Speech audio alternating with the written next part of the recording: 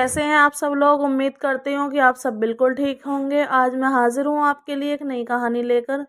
तो आइए शुरू करते हैं। वहम का कोई इलाज नहीं। सुमन की नई नई शादी हुई। वह 4-5 दिन सास ससुर के साथ रही, फिर पति नीरज के साथ जहाँ उसकी नौकरी थी वहां चली गई। 2 वर्ष बाद ससुर रिटायर हो गए तो वह दोनों भी सुमन और नीरज के साथ जाकर रहने लगे। सुमन पूरा दिन सास ससुर की जरूरतों का ध्यान रखती, जैसे उसके मायके में उसकी माँ उसकी दादी का ध्यान रखती थी। पर एक दिन सुमन ने सुना सासू माँ ससुर जी से कह रही थी, सुमन हमें दूध में पानी मिलाकर देती है।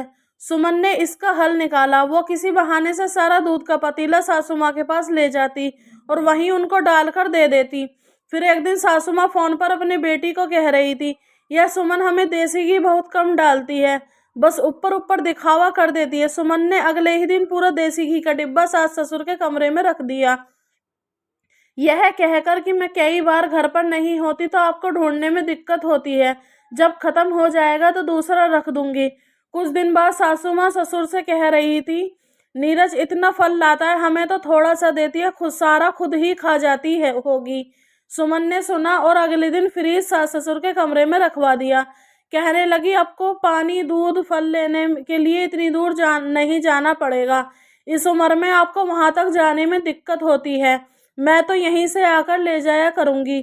सुमन के जाने के बाद ससुर बोले, अब तो ठीक है, सब कुछ तेरे कमरे में रख दिया। सुमन ने, यह सब तो ठीक है जी, पर मुझे शक है गड़बड़ तो करती ही होगी, आखिर बहू है।